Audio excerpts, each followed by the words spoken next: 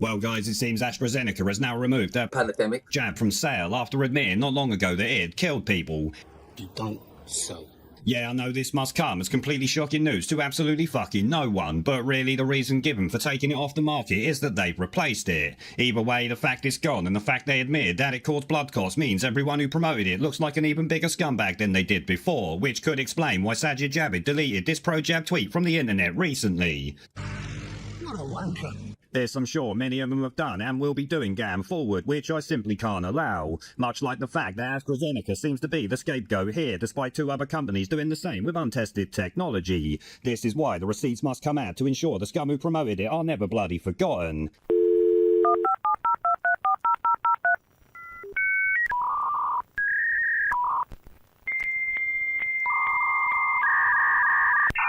Well, what's really excellent is, and it's a statistic that I think should be shouted from the rooftops, is that after 12 days from the first vaccination of the AstraZeneca vaccine, you are 100% effective against hospitalization and death.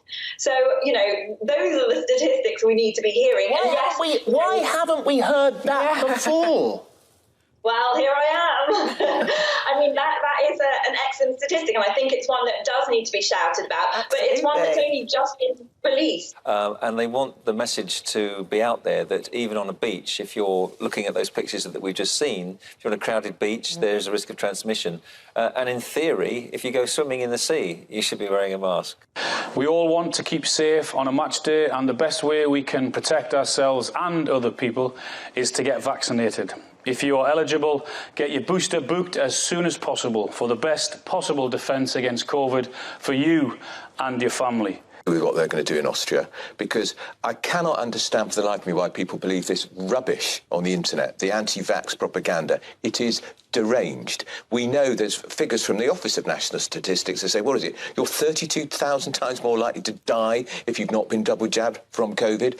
It is beyond boring now, listening to under 30s sanctimoniously preaching from their high horse because somehow they think they're immune from the virus and they don't have to do their bits to protect others from this vaccine, from this virus.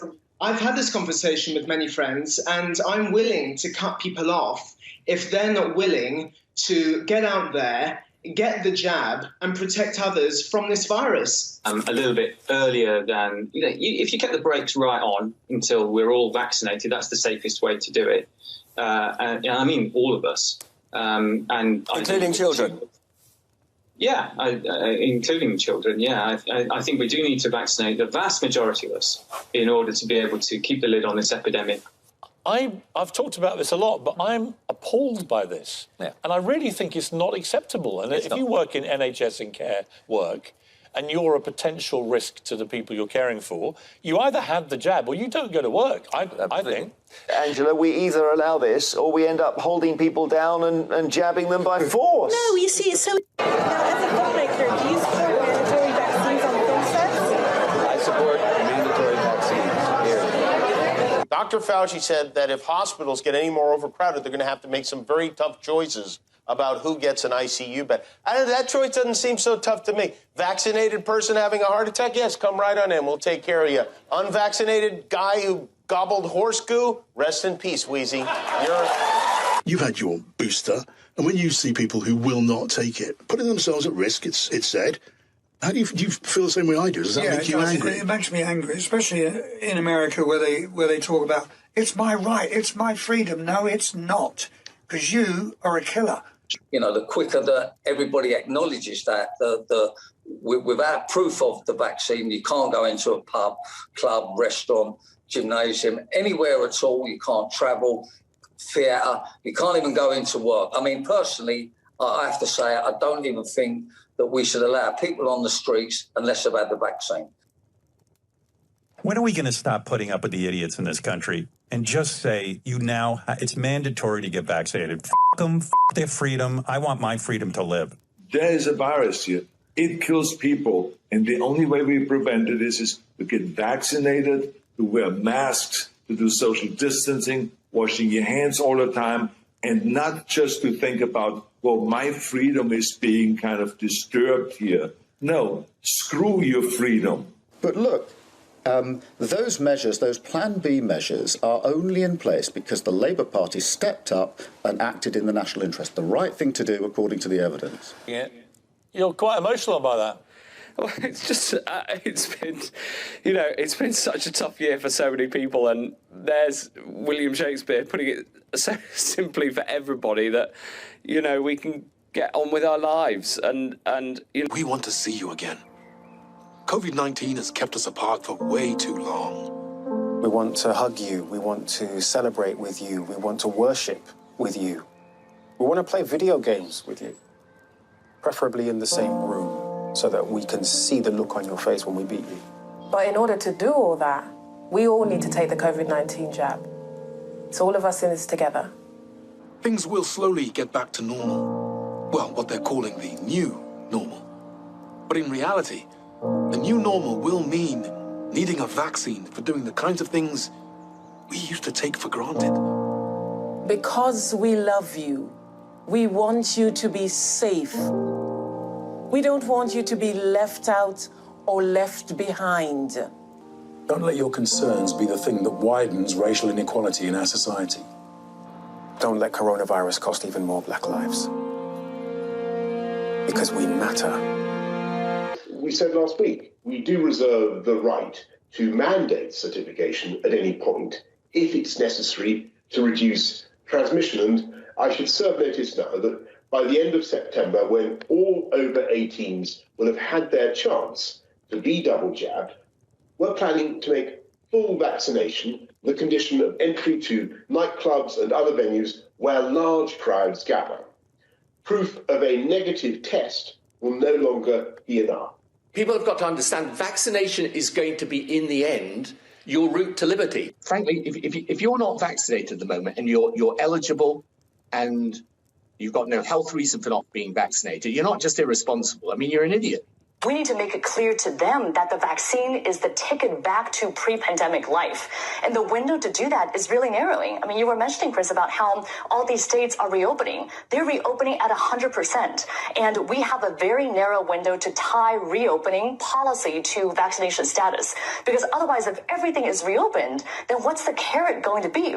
How are we going to incentivize people to actually get the vaccine? So that's why I think the CDC and the Biden administration needs to come out a lot bolder and say, if you're vaccinated, you can do all these things. Here are all these freedoms that you have. Because otherwise, people are going to go out and enjoy these freedoms anyway. And I want to speak directly to all those who have yet to get fully vaccinated. The people who think the disease can't hurt them. Look at the people going into hospital now. That could be you. Look at the intensive care units and the miserable, needless suffering of those who did not get their booster. That could be you. We made the big call to refocus our National Health Service, necessarily requiring the difficult postponement of many other appointments so that we could double the speed of the booster programme. We're going to move to a situation where, to protect the health system, we're going to lock out people who are not vaccinated and can be. If you're making the choice not to get vaccinated, then you're making the wrong choice. You're making the wrong choice. And for safety's sake, and back to that point about how much work our nurses have to do, as this becomes absolutely a pandemic of the unvaccinated and we open everything up, it's not going to be safe for people who are not vaccinated to be roaming around the place spreading the virus. That's what they'll be doing. Herd immunity without vaccination is the strongest survive. You are literally saying, let weak people die. That is what you are saying. There is no herd immunity without vaccination. Those who haven't had jabs but could have jabs need to have a badge saying unjabbed. Really? Yeah. If you're willing to walk among us unvaccinated, you are an enemy. If you decide that you don't want a vaccine or a booster, then you can decide not to go to hospital however ill you get. And that is your right. So you would leave the unjabbed at home to die if they had a heart attack, if they suffered from a stroke? If you don't want to get vaccinated, that's your choice. But don't think you can get on a plane or a train beside vaccinated people and put them at risk. But one important feature of this proposed legislation is that it gives staff a grace period in which to get vaccinated. We just have to make people understand that, no jab, no life, and that's how it is. Fully vaccinated foreign nationals. fully vaccinated Americans. Those are the people who are allowed to come to Canada right now. Because we know that this fourth wave that is filling up ICU beds and putting a strain on healthcare systems across the country and slowing down our economic recovery in certain parts of the country is a wave that is affecting the unvaccinated. Don't get the vaccine, you can't go to the supermarket. Don't have the vaccine, can't go to the ball game. Don't have the vaccine, can't go to work. You don't have the vaccine, can't come here. No shirt, no shoes, no service. That's where I think we should be right now. Yeah, I mean, look, it's complete nonsense to claim that vaccine passports mean that you're being forced to get the vaccine. Everyone has a choice. We have choices in all parts of our lives every day, but choices have consequences. And if you're not willing to take the step that is scientifically proven to make yourself safer and those around you safer by getting your free 2 doses of the vaccine, then you are making a choice that has a consequence that you can't do some other things. And I think it's fair enough that the government has said they'll wait till September, because that's when everyone aged 18 and over will have had the chance of their second dose. So people that refuse to get that, for me, those people are selfish, they're dangerous, and I dare say they're a bit stupid. We have to stop coddling the morons who will not get the shot. We start by calling them what they are. They are all snowflakes and cowards and idiots and losers. And it's interesting to note, really, that Mr. Djokovic thinks it's okay for sports spectators, all his fans, to take the vaccine that allows him to get back to play the sport in front of them and earn millions again. It's okay for him to have them take the vaccine, but the vaccine is not okay for him. Yes, I hear what you say about somebody exercising their freedom not to have a vaccine, and they're perfectly healthy. I don't want them sitting next to me in the theatre. I don't want them standing next to me at the theatre bar. I don't want them next to me or anywhere near me or even in the same carriage on the train. So, yeah, they can exercise their freedom by staying at home. About vaccine refusers, they're selfish, morally repugnant, irresponsible people who are enjoying their freedom because the rest of us are being vaccinated. All these vaccine refusers, their kids are going to school, they're going to hairdressers, they're coming into studios like this. Why? Because the large part of the population are being vaccinated. If we weren't vaccinated, if we didn't all have skin in the game, we'd all be mothballed. So it's all very well rolling your eyes. Let me be clear. If you're in a state where hurricanes often strike, like Florida or the Gulf Coast or into Texas, a vital part of preparing for hurricane season is to get vaccinated now. Everything is more complicated if you're not vaccinated and a hurricane or natural disaster hits.